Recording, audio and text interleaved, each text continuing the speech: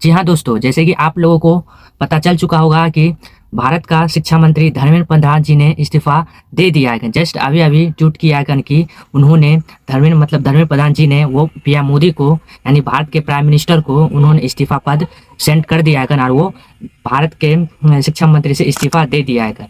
और ये जीत से छात्रों को बहुत सारे छात्रों को जितने भी इसमें जो अपना भाग लिया था उस सभी का जीत हुआ है। जैसे कि आप लोगों को शुरू से बता देना चाहता हूँ कि ये कैसे हुआ था और कैसे हुआ और इसका इस्तीफ़ा कैसे हुआ।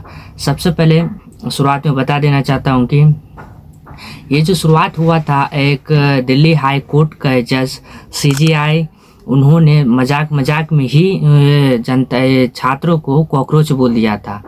उनका कहना था कि मैंने बेरोजगार को जो कि फर्जी डिग्री लिया है उसको मैंने कॉकरोच बोला है।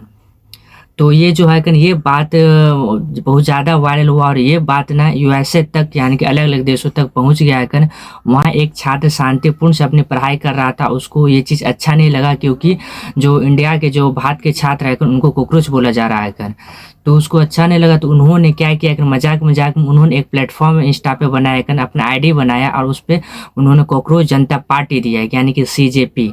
कॉकरोच जनता पार्टी मजाक में ही बनाया हुआ तो उसका कोई रियल नहीं था। उसके बाद से हुआ क्या है जो कॉकरोच जनता पार्टी जो था वो मजाक में बनाए और पूरे इंडिया में वायरल हो गया। उनका जो फॉलोअर्स तेजी से एकदम ट्रेंड कर रहा था, बहुत तेजी से बढ़ रहा था।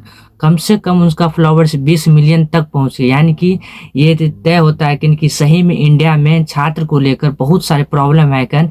एग्जाम को लेकर बहुत सारे लेकर बहुत सारे प्रॉब्लम है। तो उन्होंने क्या किया है वहाँ कुछ दिनों तक वैसे में उन्होंने रहा और वहाँ से अपना हैंडल किया, छात्रों के बात सुना कैसे क्या तकलीफ है। और वो जो था लड़का, उनका नाम था अभिजीत दीप जो कि वैसे में अपनी पढ़ाई कर रहा था और साथ में जॉब भी कर रहा था। वो उसके बाद से वहाँ उन्होंने देखा कि भारत में दिन पर दिन पेपर लीक हो रहा है। हाल फिलहाल में नीट का पेपर लीक हुआ था क्योंकि 3 मई को नीट का पेपर हुआ था और नीट का पेपर होने से पहले ही लीक हो चुका था, लेकिन किसी को कुछ नहीं पता था। नीट का पेपर लीक होने के बाद यानी कि नीट का पेपर 3 मई को हो चुका था, उसके बाद जो सभी बच्चे अपने एग्जाम दे के घूमने के लिए निकल चुका था। पता चला 10-12 दिन के बाद कि नीट का पेपर लीक हो चुका है। लीक होने के कारण कुछ बच्चे जो है 10 से 12 20 बच्चे जो है वो 20-21 बच्चे वो डिप्रेशन में चला गया और वो अपना आत्महत्या कर लिया। इसका रिस्पॉन्सिबिलिटी कौन लेगा? सरकार लेगा है कि नहीं? एजुकेशन मिनिस्टर लेगा कि नहीं? क्योंकि एजुकेशन मिनिस्टर को लेना ही चाहिए था, इसलिए क्योंकि उन्होंने बच्चा अपने डिप्रेशन में जाके अपना आत्महत्या कर लिया था। इसीलिए सबसे पहली बात ये कि उन्होंने बच्चा जो आत्महत्या किया था उनके लिए तो बहुत दुख की घटना था और उनके परिवारों के लिए। तो उसके बाद उनका घटना होने का आत्महत्या करने का कारण ये था कि वो जो बच्चा था ना एग्ज़ाम देने के बाद उनका जो अपना जो स्क्वाड चेक किया, उनका लगभग जो मार्क्स अच्छा आ रहा था, उनका कॉलेज मतलब कि मिल रहा था, जिसके कारण उन्होंने बहुत मेहनत किया था। साल 2 साल लगातार 10 से 15 घंटा ना पढ़ाई करना है बहुत टफ होता है। ये एक मंत्री को नहीं समझ ये चीज़ एक मंत्री नहीं समझ सकता है कि बच्चा कितना मेहनत करता है। छात्र ये एक नीट का ही बात नहीं है मतलब कि जितना भी एग्जाम होता है लगभग में सबका पेपर लीक ही हो जा रहा था। दोबारा से फिर रीनीट का एग्जाम का आंदोलन करवाया गया कि जो दोबारा से रीनीट होगा। रीनीट हुआ, उसका भी रिजल्ट है, लेकिन रिजल्ट में कुछ गड़बड़ी किया है। तो इसी सब के चलते ना जो अभिजीत दीप के थे वो वहाँ से यूएसए से आए और उन्होंने प्रोटेस्ट किया। सबसे पहले उन्होंने अनशन किया।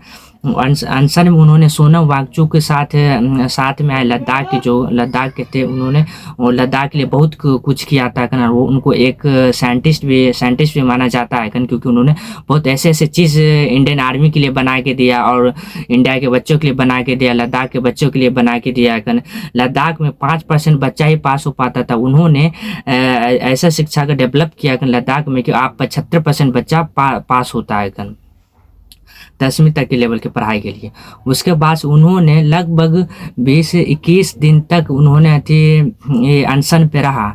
अनशन पे 20 से 21 दिन तक रहा, लेकिन उनका कोई सरकार से किसी प्रकार का भी रिस्पॉन्सिबिलिटी नहीं आ रहा था, जिसके कारण उनको सोनम वांगचुक को न सरकार के तरफ से ना उनको जो है अगवा कर लिया गया, मतलब कि बोला जाए तो किडनैप कर लिया गया और उनको जाके हॉस्पिटल में भर्ती करा दिया गया। ये इसलिए कराया सरकार कि उनका जो तबीयत है दिन पर दिन बिगड़ता जा रहा था, जिसके कारण उनका मृत्यु भी हो जा सकता था। इसीलिए उनको जो है जल्द से जल्द हॉस्पिटल में भर्ती कराया गया। लेकिन वहाँ पर जाकर भी जो है वो वहाँ पर भी जाके जो है उसको जो ज़बरदस्ती कराया है वो वहाँ पर भी अनशन रहा 2 से 3 दिन। 2 से 3 दिन अनशन रहने के बाद उसको तो जो है ये चाय पिलाए कुछ मंत्रियों, बीजेपी के मंत्री ने उनको तुड़वा दिया है। इससे पहले जो उसके चलते जो प्रोटेस्ट हो रहा था जनता से, इंडिया के जितने भी कोने, भारत के कोने कोने में भी ये प्रोटेस्ट चल रहा था कि धर्मेंद्र प्रधान को इस्तीफा देना चाहिए, क्योंकि एक अच्छे से एग्जाम कंडक्ट नहीं करवा रहा है, वो दिन पर दिन पेपर लीक करवा दिया जाए। जिसके कारण 20 जुलाई को प्रोटेस्ट चल रहा था, उसमें क्या किया कि सांसद तक उनका जो प्रोटेस्ट जाने वाला था वो प्रोटेस्ट जो है 20 जुलाई को ना वो ऐलान कर दिया था, लेकिन कोर्ट की तरफ से किसी भी प्रकार का ये नहीं दिया गया अनुमति की जो प्रोटेस्ट चलना चाहिए, उधर से अनुमति बंद कर दिया गया और जंतर मंतर पे हो रहा था ये प्रोटेस्ट। और वहाँ जो है ना एक ये FIR मतलब कि लगा दिया गया कि यहाँ पे किसी भी प्रकार का अगर प्रोटेस्ट निकलेगा तो उस पर लाठी चार्ज किया जाएगा और 163 FIR दर्ज किया जाएगा। 163 लगा हुआ है।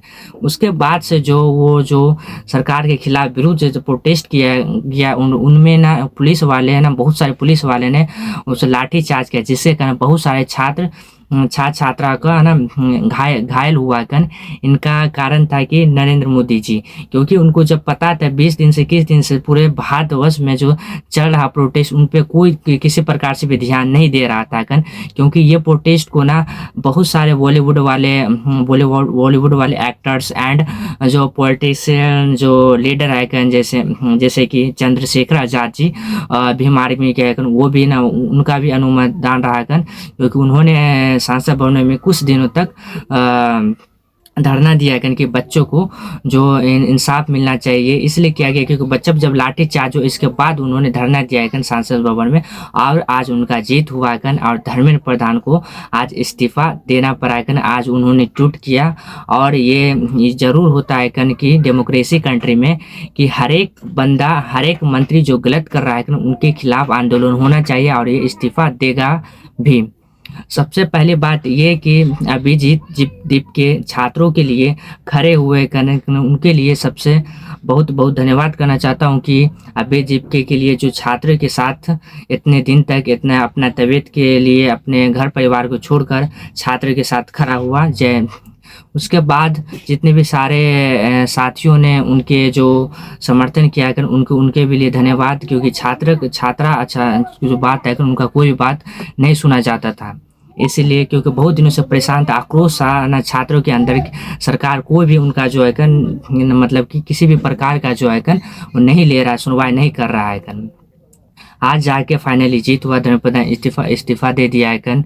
और जो जितने भी भाई साहब जो प्रोटेस्ट में शामिल हुआ उनका भी धन्यवाद। इंडिया के हर एक कोना से आया था जंतर मंतर पे और किसी भी प्रकार का कोई दिक्कत नहीं हुआ और जो भी इस प्रोटेस्ट में घायल उनके लिए सशक्त नमन जो कि इस छात्र को सफल बनाने के लिए और उसके बाद मंत्री जी श्री नरेंद्र मोदी जी भारत के प्रधानमंत्री उन्होंने लेट से ही भले वो बात उन्होंने सुना, चलो उनके भी लिए कुछ शब्द आप लोग कमेंट में जरूर बताइएगा कि भारत के प्रधानमंत्री किस प्रकार के इतना लेट से जो जनता की बात सुनता है। उसके बाद जो भारत के अन्य मंत्री से उनको भी ये बात में ध्यान रखना चाहिए, उनको भी अपना काम सही से करना चाहिए, नहीं तो उनका भी इस्तीफा लिया जाएगा। जैसे कि पेट्रोल में भी मिलावट इथेनॉल 20% है मिलावटी है, जिसके कारण गाड़ी में बहुत सारी खराबी आ जाता है।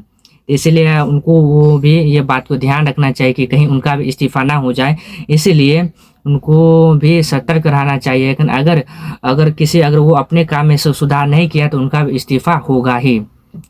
तो चलिए, जितने भी आंदोलनकारियों ने इस आंदोलन में साथ दिया उनके लिए जय हिंद, जय भारत, जय भीम।